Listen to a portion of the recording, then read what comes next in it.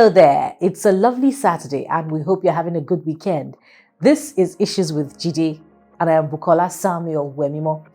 Ripples from the Southwest APC meeting of last weekend, wherein the leaders unanimously rejected calls for a Yoruba nation and endorsed the unity of Nigeria, flowed into the week. But beyond the permutations on restructuring, the morning mood is yet to lift in Nigeria as President Muhammadu Buhari approved Monday as a work-free day for members of the Nigerian Armed Forces. And in line with his directive, the national flag flew at half-mast in all public buildings and official residences across the country between Monday and Wednesday, May the 24th and 26th. And the president's appointment of a new Chief of Army Staff, Major General F. Yahaya, came with hopes that the new man in the saddle would carry the same zeal as the late COS Attahiru Ibrahim, who died in the ill-fated plane crash of May the 21st. And while key figures from Aso Rock visited the bereaved to offer their condolences, Chairman House Committee on Army, Honorable Abdul-Rasak Namdas, has decried a situation whereby the nation has recorded 3 air mishaps in 2 months. That's our first port of call today. And secondly, the Naira has fallen to a 6-month low at the parallel market after the CBN adopted the relatively flexible Nafex exchange rate, effectively devaluing the currency. BKO is ready to piece the issues apart on Issues with Jide. Welcome once again.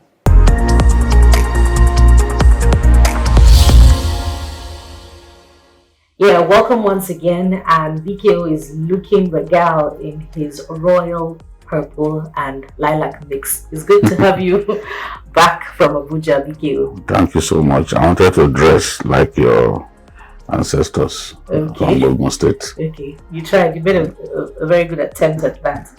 Unfortunately, our first topic is not a very pleasant one, and we hope that our nation will move past this. The Chairman House Committee on Army, Honorable Abdul-Rasak Namdas, is saying what is on the minds of everybody. 1 plane crash too many. And over the weekend, the AIB Accident and Investigation Bureau was mandated to look into the cause of the plane crash wherein the late Chief of Army Staff and 10 others died. It is typical for AIB reports on plane crashes to be delayed. But some are saying that this would give rise to a lot of conspiracy theories. BK, what are your thoughts on this? I wish we can get this report ready as fast as possible so that the nation can put this ugly development behind it. I'm also happy that the Chief of Air Staff has set up a panel to conduct a safety audit of all the operational machines, in inverted commas, of the Air Force, all the airplanes on the fleet of the Nigerian Air Force, including those on the presidential fleet. Now, they are also going to look at maintenance units of the Air Force, all in the bid to ensure that we ensure that this kind of thing does not happen again. Accidents would happen, but no one wants to see this kind of accidents happening with the frequency at which they are happening now. We've had 11 air accidents, military air accidents in the last 6 years. For many of us, that's too much because not only are we losing men, we are losing equipment, and it costs a lot of money to buy these fighter jets and the rest of them. So you really don't want to lose your airplanes, you don't want to lose your airmen. You want to keep everyone safe, even while protecting your nation. So I hope that the audit report will be ready by June 18, as we've been told. But the AIB report, we don't know when exactly it will be ready. But there's a preliminary report already on the crash that happened on Friday, which points to the fact that the weather was the problem. A huge gust of wind swept the King Air Beechcraft off the runway.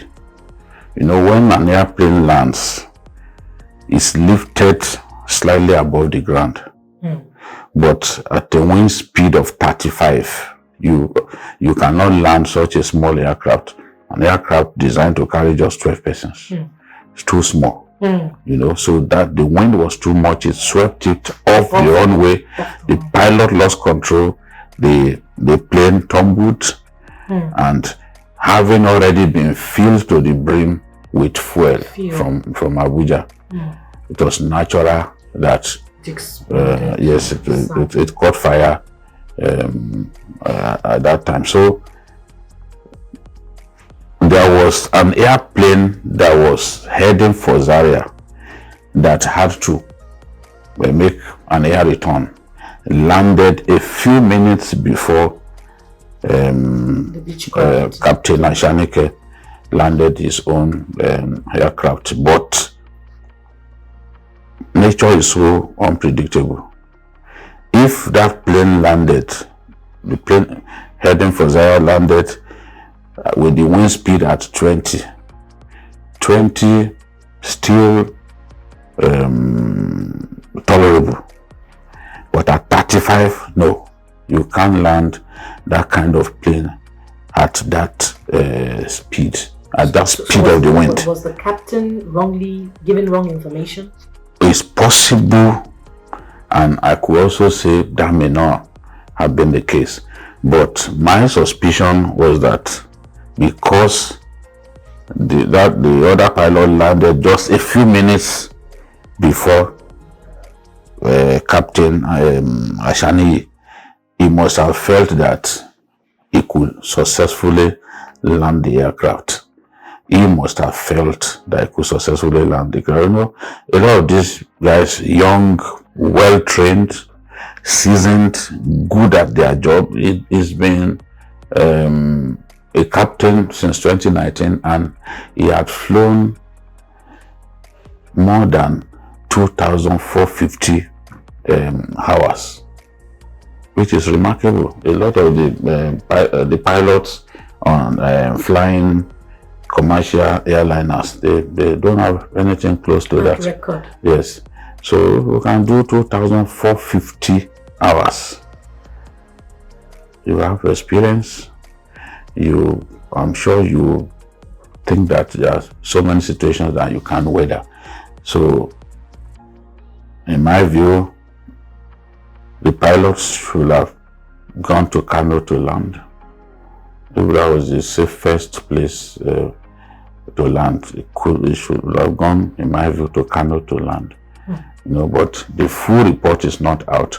But we heard that the wind, the speed of the wind, was just too much, in the region of 35 knots. You can't land a small aircraft at that speed. Now, the aircraft plane crash of February was also a Beechcraft King Air. Yes. Should we begin to take a second look at that brand of aircraft, or following the AIB's investigation, what should be done by the Nigerian military? What should be done better in terms of maintenance of aircrafts for air safety? We bought 3 Beechcraft King Air in 2015, so they are relatively new. Okay. It is not the age of the aircraft that matters the most, as in the maintenance. And that's why I've suggested that the Nigerian Air Force should focus a lot on maintenance of his fleet, give them the best training, the groundmen, the maintenance crew, give them the best training that is available so that they can keep this aircraft in perfect condition. 2 crashes may not, you may not be able to say one reason was responsible for 2 crashes. The other one, they were on a reconnaissance mission, and then the pilots felt a need to quickly return, do an air return, but didn't get to base before the plane came down. During a reconnaissance, they were on a reconnaissance mission over the Niger State area, so we didn't hear that had anything to do with the weather. My suspicion was maybe it lost an engine or something else happened. Again, that one we don't have the outcome of the investigation, but these things happen, I believe that when we talking about the Americans, it seems that we have just started.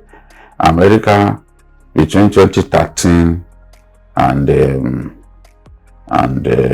this year, America lost more than 200 airmen. On the average, they lose about 23.8 aircraft a year. Yes, and they are not at war.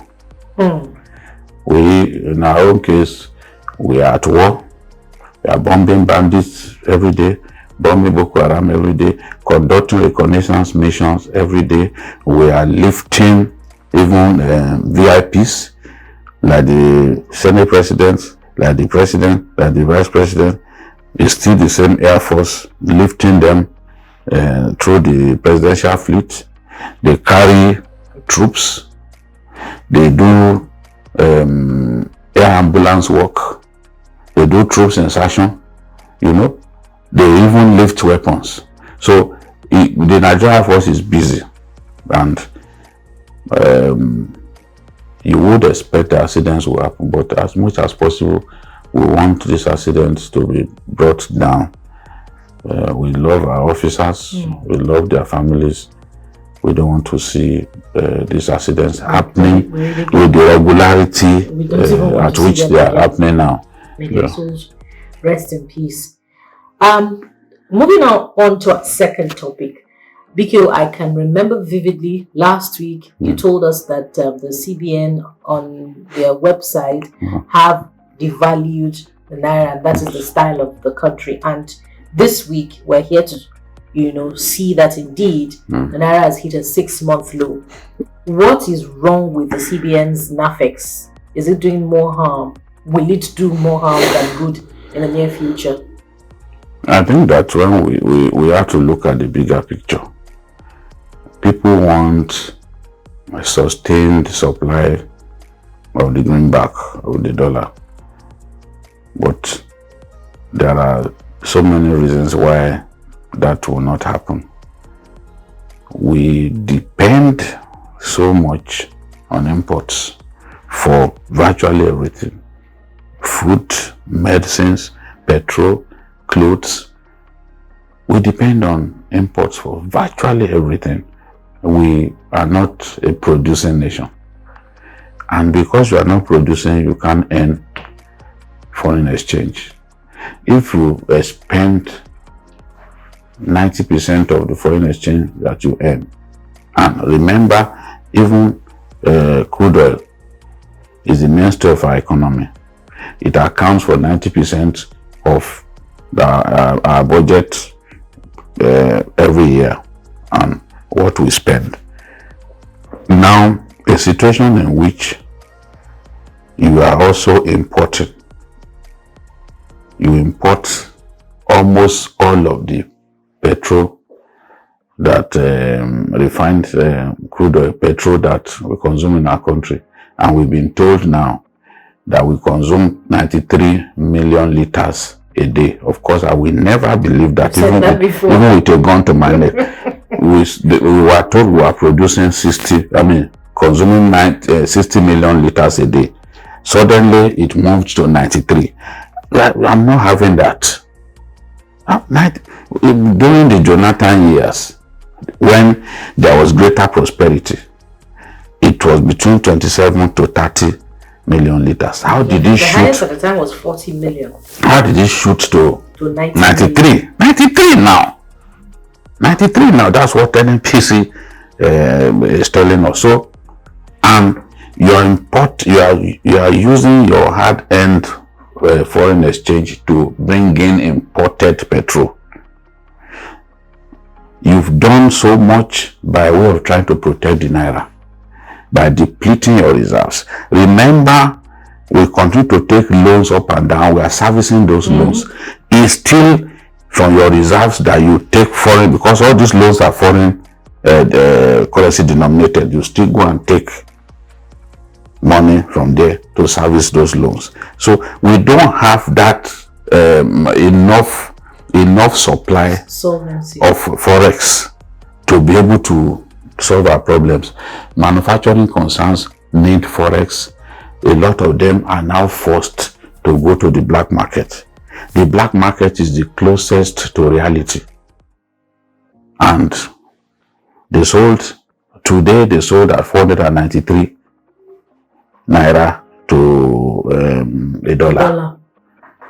Since the year 2020, early 2020, things had not been this bad. I think that the CBN governor has to ask himself whether his efforts have actually yielded dividends, because he came in with the exchange rate in the region of 185 to the dollar. Now you can see where he has moved us. Close to 500 by the day. Yes. No, as I said last week, the market will respond to that devaluation. Whether you do it surreptitiously, you do it secretly, the market will respond. That's the parallel market will respond to it. It will certainly go up in the parallel market. If you are doing 41, it used to be 394. That's the official rate. It's now gone from 394 to 411. That's what on their own website. So they've secretly or silently devalued the currency. Now, the parallel market, which is not the official rate, will respond to that devaluation. So the Naira will feel the strain. That is what is happening now. I can tell you that in the next few days, it will get to 500 to the dollar, because we are not doing what we should do. We must produce. So long as we keep depending heavily on foreign goods, the demand for the dollar would continue to rise. And then, of course, we talked about inflows the other day. That those foreign direct investments, they are not coming in as they should come in. If they had been coming in, they will have helped to bridge the gap in demand. But they are not coming in. In fact, people are investing. People are reluctant to come and invest in a climate that is not safe. So this is the thing. So they are holding back. So where will the money, the foreign currency come from? The CBN also introduced the idea of paying 5 Naira for Nigerians in the diaspora for every dollar that is brought home. On the average, Nigerians in the diaspora contribute about $30 billion each year. Which means, if we go by that, it means that the CBN every year will have used about 150 billion. Okay. About 150 billion to entice Nigerians to bring in more dollars into the country. You get the point that I'm making? And of course, you know that 150 billion could do a lot. So we are using money to try to solve the problem that greater production will solve. Should solve. Nigerians don't see anything wrong in bringing in wines, expensive wines, and the rest. We are just a consumer nation. We are not producing. We should be ashamed of ourselves. We should be ashamed of ourselves. It's not simply to encourage people to go into farming. Yes, people can go into farming. You look at a country like Switzerland, making so much money from chocolates, but they don't grow cocoa. But they make much more money than Cote d'Ivoire that grows cocoa will make from it. So it's the value chain that we should focus on. We should have more rice mills. We should be exporting rice to our neighbors. That will earn us foreign exchange. We have a lot of potential.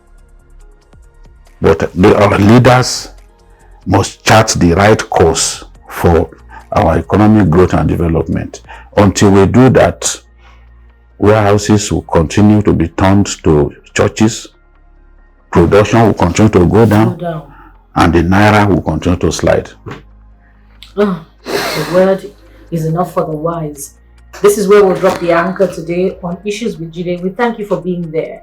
Of course, don't forget to subscribe to this program by hitting the subscribe button on our YouTube page. We are TVC News Nigeria on YouTube, and you can also follow us, for updates on this program on all our social media platforms on Facebook, Instagram, and Twitter at TVC News NG. Thank you for watching. Don't forget to join us again, same time next week. Bye for now.